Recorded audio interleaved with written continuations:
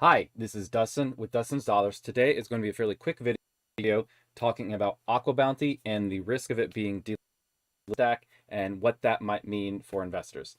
Before I begin, let me remind you that I'm not a financial advisor or a financial professional of any sort. All opinions I express in this video are mine and do not represent those of any company or any other individual. I currently hold a long position in Aquabounty. So this video should be for your entertainment purposes only. Because I could be wrong about everything that I say in this video, you need to do your own research before making any investment decisions. So Aquabounty, if you are an investor in this company, or if you have been for any amount of time, you are probably not very happy with the prior month's performance of the stock, right? This is what it looks like. It has gone down.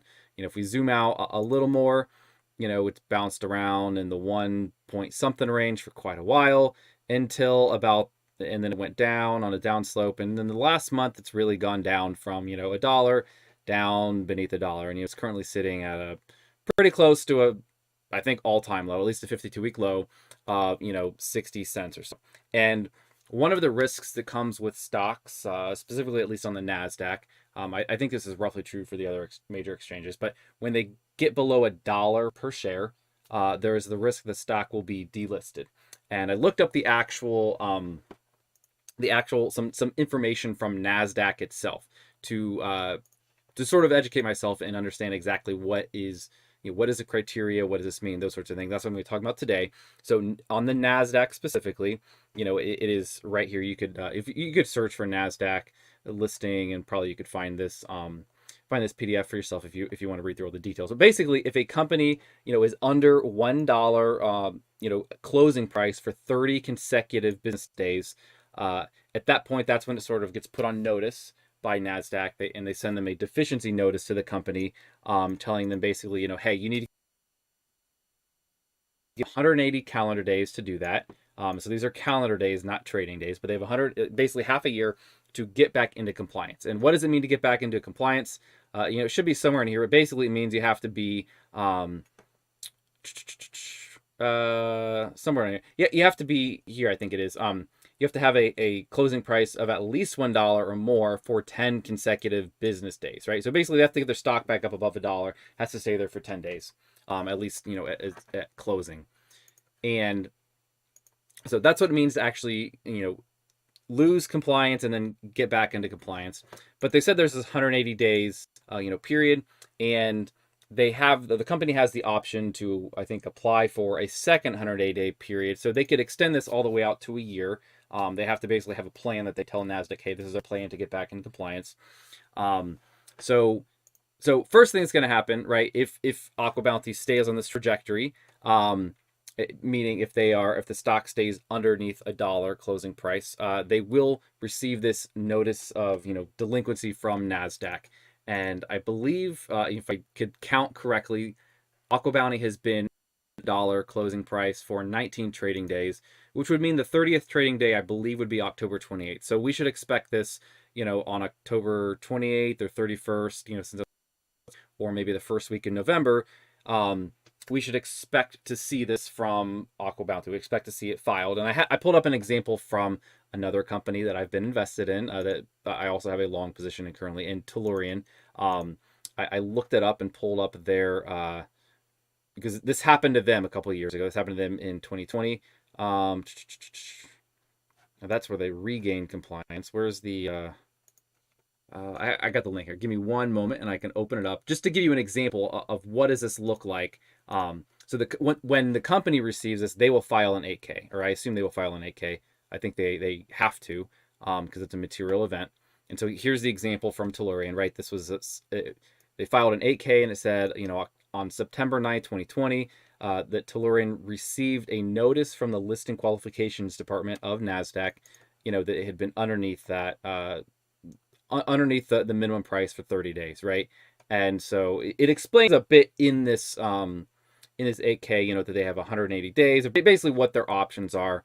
And so we should actually expect to see one of these be an 8K that looks similar to this be filed for Aquabounty, again, sort of at the very end of October or beginning of November if the stock stays under $1. So that is something that, at this point we can pretty well expect. It shouldn't come to a surprise shouldn't come as a surprise to anybody. So that's what it would look like, and that will totally confirm it. And then, so what are the company's options, right? Obviously, the best option is to create value for the company, right? Create value for shareholders, and actually, the stock will just naturally rise back above $1, right? And that's actually what happened with Tellurian. And so later on, a couple months later, they they regained compliance. Their stock went up above $1 for more than 10 days consecutively, and then we saw a future 8K that got filed. This is on December. It said on December 1st, Tellurian received a letter from the listing qualifications department, that they had regained compliance, basically, because they maintained a closing bid price of at least $1 per share for at least 10 consecutive business days. So that is, ideally what will happen, right, is that the company performs and, investors bid up the stock so it is above $1 again. And I think this is actually very plausible for Aquabounty, given exactly where they're at, right? If progress is made on actually getting financing for the Ohio farm, and they make some progress on that, and they have they're able to give clarity to investors on what are the finances going to look like for construction for this, what's the timeline when we can start to actually expect the farm to be done, for for the fish to start growing, and maybe first harvest, right? That's going to give investors a lot more certainty, and a lot better visibility. They can model and start to look at things and have a defined timeline for when they think they're going to start making some money from this. And I have a feeling that just that reduction in uncertainty, even if the numbers aren't quite as good as folks might have thought they were going to be a year ago, in terms of the construction costs and such, and the financing costs, that probably is going to be, again, can't predict the future, but I would guess that that's an event, that plus just continued construction on the farm, and just progress in general, could very likely be an event that actually just raises the value of the company, so that it naturally goes above $1.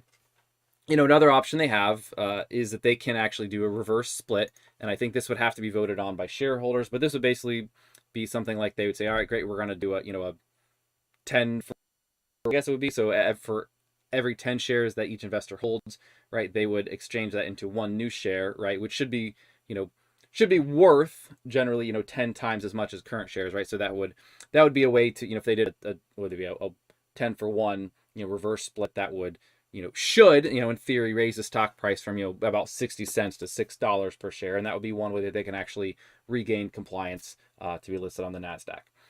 And there is also a third option, which is they just delist, right? And I'm certainly not an expert on that. I have had that happen to one or two stocks that I've held over the years. I think is you still hold the stock, you still own a portion of the company, the company still operates and still exists, but the stock usually trades over the counter, which certain brokers and certain types of accounts allow, and some others don't, and so that gets to be it's not that is I think the less preferable of the three options, right?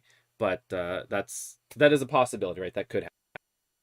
Anyways, that is all that I wanted to cover today, and hopefully if you had if you weren't sure about that or weren't aware of it, hopefully now you know, and now you have the the background on what this is, what this means, and are aware of everything's going on. Please let me know if you have any questions or comments. Leave them down below in the comment section. I'd be happy to talk to you. That's it. Have a good one.